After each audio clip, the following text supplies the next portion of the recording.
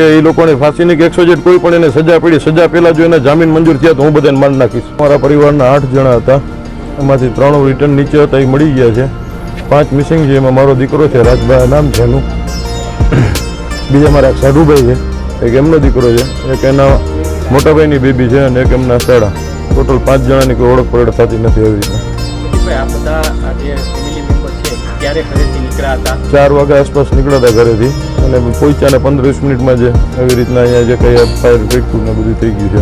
જ્યારે આગ લાગી ત્યારે કોઈ પણનો આપને ફોન આવ્યો હતો કે આપણે નીચેથી એના બીજા જે અમારા 3 ફેમિલી મેમ્બરનો ફોન આવ્યો કે આવી રીતના શોર્ટ સર્કિટ કે આગ લાગી છે અને ઉપર બધા ભડાકા ધુવાણા એવું થાય છે, પણ કોઈ કાંઈ ફાયર બ્રિગેડ કે કાંઈ એવું નથી અને આ લોકો કોઈ અહીંયાથી કાંઈ જવાબ દેતા નથી. 20-25 જણા હતા, એમાંથી લોકો દરવાજા બંધ કરી નીકળી ગયા. મારા સાધુભાઈ ને એમના સાડા બે નીચે હતા, એ બચાવવા માટે ઉપર ગયા. આ લોકોએ પાછળથી દરવાજો બંધ કરી દીધો કાચનો. એ વિડીયોમાં આવે છે, ઇન્સ્ટામાં કોઈ રીલમાં જોયો છે મેં, અને એ પછી નીચે નથી ઉતરી ગયા.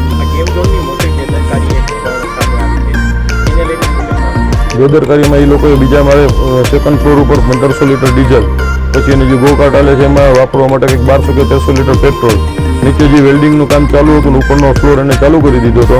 એની હારોહારી વેલ્ડિંગનો તણખો પડતા જ એ બ્લાસ્ટ થયું છે સીધું, અને કોઈને બચવાનો મોકો નથી મળ્યો. 45 સેકન્ડમાં આખું બધું છે ને એ બની ગયું હતું. બીજું 4 વર્ષથી કોઈ એની ફાયર એનઓસી નથી એટલી જાતની, અને 99 રૂપિયાની લોકોએ સ્કીમ રાખી હતી તે દિવસે. 99 રૂપિયાની સ્કીમ માટે જેની જરૂરિયાત છે એનાથી ડબલ પબ્લિક અંદર હતું. તમારી માંગણી શું છે? મારી માંગણી એ છે કે સરકાર એને કાં તો ફાંસીની સજા દે, બરાબર છે, અને કોઈ પણ રીતનો આમાં કોઈ એડવોકેટ ભાઈઓ છે એ કોઈ આનો કેસ ન લે, નો હાઈકોર્ટમાં કે નો સુપ્રીમમાં કે નો અહીંયા. જો કોઈને પૈસાથી જ કેસ લડવો હોય તો જે એની ફી થતી હોય નથી 2 લાખ રૂપિયા હું મારા પોતાના વધારે આપીશ.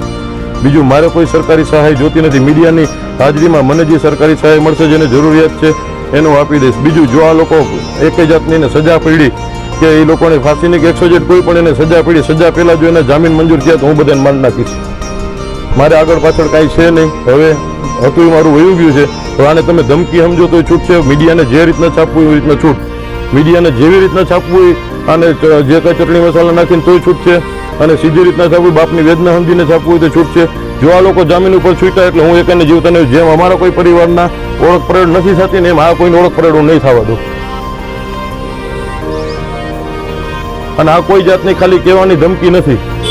આના માટે હું મારી બધી તૈયારીમાં છું. હું કદાચ અંદર વયો જઈશ કે હું કદાચ એના માટે ઓળું તો મારી ઉપર ભલે આવી જાય.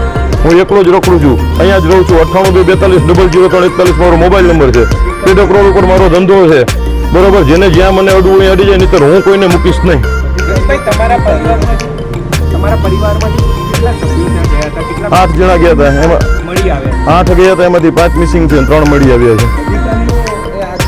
મારે કોઈ અધિકારી યારે કોઈ નહીં. હું સરકારને એટલું કહેવા માંગુ છું કે આ લોકોને કડકમાં કડક સજા થવી જોઈએ. નહીંતર આ લોકો દર વખતે આવી રીતના એક દી મોરબીની ગુલની ઘટના બને છે, એક દી બોટ ઊંધી ઓળી જાય છે, એક દી એવી રીતના ફાયર વળી જાય તો કોઈના દીકરા છે, કોઈના છોકરા છે, કોઈનું ફેમિલી છે, 5-5 જણા વયા જાય છે, છતાં એવી કઈ વસ્તુનું એક્શન લેવાતું નથી. અને હવે સરકાર એક્શન ન લે તો હવે પબ્લિક એક્શન લેશે. હું તમને લઈને દેખાડીશ. જો એને જામીન મંજૂર થાય, બરોબર છે, અને નો હું પૂરા કરી દઉં તો હું મારા બાપના પેટનો નહીં. તમારે જ્યાં છાપવું હોય જેવી રીતના છાપવું, એને ધમકી સમજો તો છૂટ છે અને વેદના સમજો તો છૂટ છે. હું કોઈને મૂકીશ નહીં જો આમાંથી કોઈ જામીન ઉપર છૂટ્યા તો.